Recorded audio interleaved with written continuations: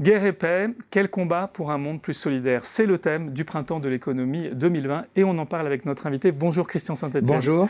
Vous êtes titulaire de la chaire d'économie industrielle au CNAM. Vous intervenez dans la table ronde d'ouverture du printemps de l'économie qui s'intitule « La course au leadership mondial, la nouvelle donne ». Alors ça renvoie vraiment à votre livre « Trump et Xi Jinping, les apprentis sorciers », dont une nouvelle édition augmentée est parue. Alors la première question que j'ai envie de vous poser, qui a trait à la fois à votre table ronde et à votre livre, c'est que cette grande alliance pour le bien de la mondialisation et pour la croissance qui avait eu lieu pendant des décennies entre la Chine et les États-Unis, aujourd'hui se solde par une confrontation extrêmement violente dont on a ici les deux acteurs. Quelles conséquences, du coup, pour l'économie mondiale et qui va devenir le grand leader ? Alors d'abord, c'est un combat stratégique absolument majeur qui va dominer nos vies pour 30 ans. De même que le combat stratégique entre l'Union soviétique et les États-Unis de 1945 à 1991, donc pendant 40 ans, a totalement dominé les vies des gens qui vivaient après la Deuxième Guerre mondiale. Donc, ce n'est pas un truc d'actu on passe à un autre sujet demain.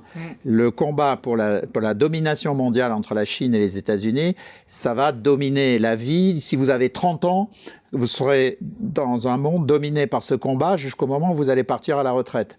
Donc, c'est un sujet clé pour comprendre les évolutions économiques, politiques, stratégiques.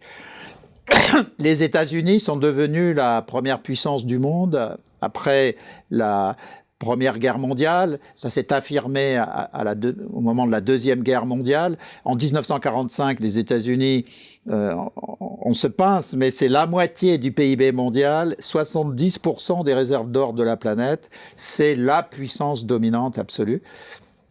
Malgré cela, l'Union soviétique, en mettant tous ses moyens financiers dans l'appareil militaire, donne l'impression qu'elle peut résister aux États-Unis, mais de fait, l'Union soviétique finit par s'effondrer. Donc là, on a un nouvel acteur face aux États-Unis, qui est la Chine, et le Parti communiste chinois, notamment à travers Xi Jinping, son leader depuis 2013, le Parti communiste chinois a décidé de contester le leadership mondial aux États-Unis en essayant de s'affirmer comme la première puissance du monde. Alors, Xi Jinping a fixé l'objectif de devenir la première puissance du monde avant 2049. Pourquoi 2049 ?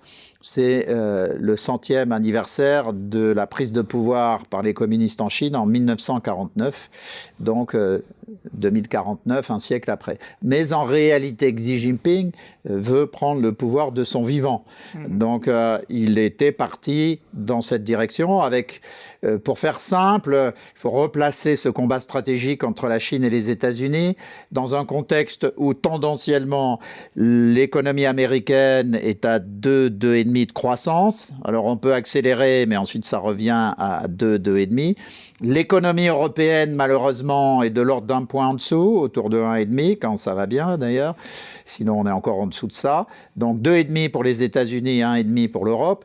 Et puis, la Chine est nominalement à 6, mais tout le monde pense qu'en réel, elle est à 4.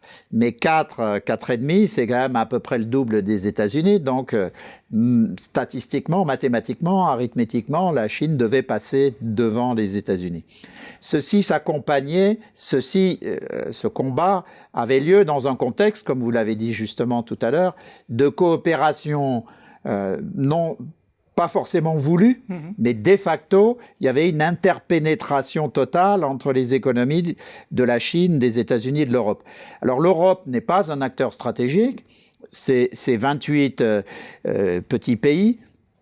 J'utilise parfois l'image comme la table sur laquelle nous travaillons maintenant, d'un échiquier mondial qui aurait la taille d'un hectare, sur lequel vous auriez des boules d'acier de 3 mètres de diamètre que seraient la Chine et les États-Unis, peut-être des boules d'acier d'1 mètre de diamètre que serait la Russie aujourd'hui, l'Inde, peut-être le Brésil en devenir.